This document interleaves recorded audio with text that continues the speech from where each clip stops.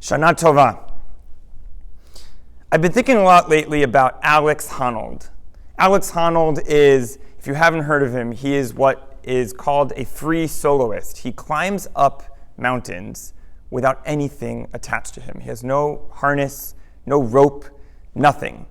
And he climbs up mountains that are thousands of feet tall without anything to protect him. And if he makes the slightest mistake, his climb is over and his life is almost certainly over. Why am I thinking about Alex Honnold? The truth is that feeling that anybody who watches a video of Alex Honnold feels, that feeling of this is so precarious. What he's doing feels like his whole life is hanging in the balance. That feeling is a feeling that I feel every year on the high holidays. We say the famous words in Unatana Tokev, Mi yichyeh u'mi yamut, who is going to live this year and who is going to die this year. And as I say these words, I feel to myself, it could be anybody. It could be me. It could be somebody sitting next to me. Life is so fragile. And that fragility, that feeling of things are so precarious, things are so tenuous, every single day that I live is a blessing and I don't know what's going to happen to me in this day, that feeling is amplified for me in the high holiday season, and I'm sure for many of you too. And I know as I say these words of Unatana Tokef, Mi yichyeh u'mi yamut, I want to do more than just be the one who lives. I want to be the one who really makes the most out of everything I do. I want to take a good, accounting of all of my actions and think about how did I make the most of my time this year? How am I going to make the most of my time in the year to come?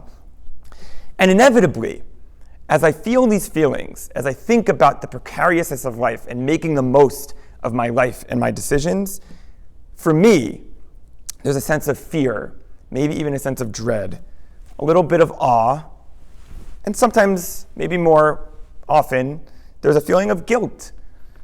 And I think that feeling is a little bit healthy, that this feeling of dread and fear, and especially that feeling of guilt, is something that I think we're meant to feel on Rosh Hashanah and Yom Kippur. There's something that is very sacred and solemn about these days. It's also very traditional, right? When you think about Rosh Hashanah, when you think about Yom Kippur, you come to shul, there's a sense of there's something traditional about coming to shul and davening on Rosh Hashanah and Yom Kippur and really taking a moment to think about my actions and what I did in the past year and what I could have done better. And yes, maybe even sometimes feeling like my life is hanging in the balance and feeling a sense of guilt over the things I could have done better. But this year, as we all know, is not, by any stretch of the imagination, a traditional one. This is the year of the pandemic. This is the year that our lives were upended in myriad ways. And I actually want to suggest that this year, the Alex Honnold model of coming to shul and feeling a sense of precariousness and feeling those sometimes overwhelming senses of guilt is not the feeling that we need to feel this year. I want to suggest that instead of feeling this sense of shame or guilt, instead of feeling like we're Alex Honnold on the mountain and our life hangs in the balance, we should maybe all this year put on a safety harness and brace ourselves that we might fall. At some point during the pandemic, as the pandemic raged on, as we all sat in quarantine, I actually came up with a little bit of a mantra. It's not an original phrase, but I adopted a common phrase for myself and for my family. Cut yourself slack. So much of our lives has began to feel, and still in some ways feels, makeshift. Our kids watch TV for 2 hours because we don't have time to watch them and get our work done at the same time. Cut yourself slack. We don't do as good of a job on a certain project, whether it be for work or a project around the house that we're working on because we're just stretched so thin. Cut yourself slack. The dishes in the house, or the dishes aren't clean, the house is dirty. Cut yourself slack. It's a pandemic. Cut yourself slack. And I want to suggest that this year, this cut your slack mantra has a central place not only in helping us get through the pandemic, but also a central place in our tshuva process. This classic view of tshuva, the Alex Honnold model, and it's articulated by many of the classic sources, by the Rambam, by others, it's that one comes to shul on Rosh Hashanah Yom Kippur, and on Yom Kippur we do the vidui, and on Rosh Hashanah we begin to think about all the things that we did in the past year that we could improve upon. And to do tshuva, to do a full and complete tshuva, one needs to really take a good amount of time to think about and confess their sins and to take an honest look at themselves, at their shortcomings and all of their mistakes. Our mistakes are meant to take center stage. But I really wonder this year if that is the healthiest approach. Is this really the year that we need to beat our chests and be down on ourselves? Should we really be judging ourselves according to the standard that we judge ourselves in any other year?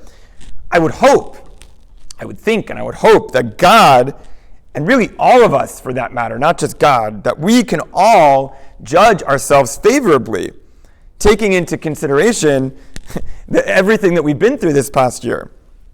This year, I wonder that even as we do tshuva, we should be doing a tshuva that puts cutting ourselves slack center stage instead of our mistakes center stage.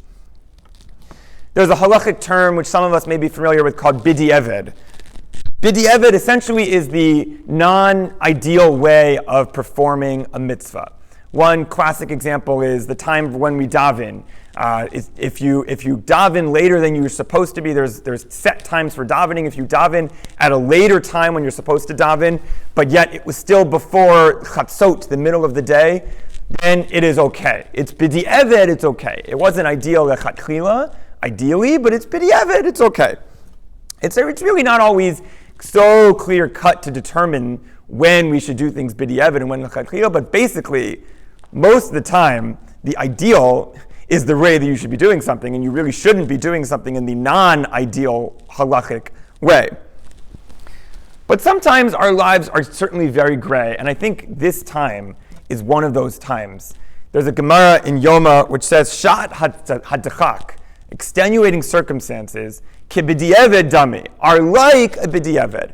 And as I think about this pandemic in these last 6 months, I think, could there be a better example of a shat hadachak than this one that we are currently living in? And could there be a better example for the application of when things should perhaps be a little bit more b'di'evad than lechatchila, that they should be a little bit more of the less ideal version than the perfect ideal way of observing something? This idea of b'di'evad during a shat hadachak is our rabbi's way of telling us that when things don't go right, you're supposed to cut yourself a little bit of slack. Now that doesn't mean that we should be giving up on the classic version of tshuva, the idea of coming to shul and maybe feeling a certain healthy dose of shame and guilt. And even this year we should prepare ourselves to feel those feelings that we should invite into our davening and into our observance of Rosh Hashanah and Yom Kippur. But the last thing I think that many of us need during this pandemic is to overload or to overdo it on shame and guilt and fear.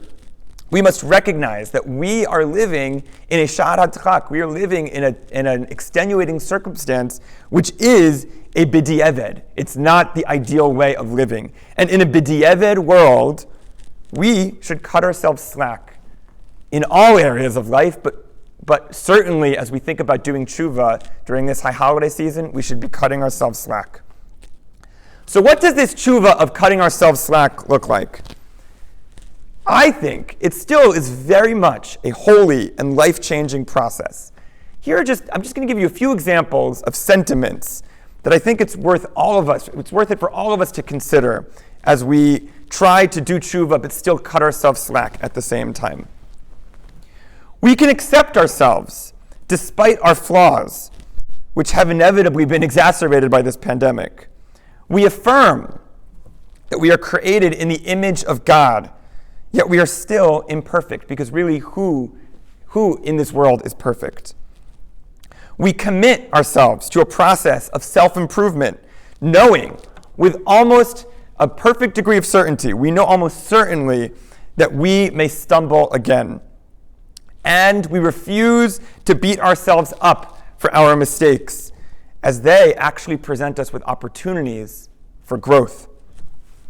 And perhaps most importantly, we should not only be cutting ourselves slack in the tshuva process, we should be cutting everybody we know some slack, your friends, your family, and really anybody we encounter in this world.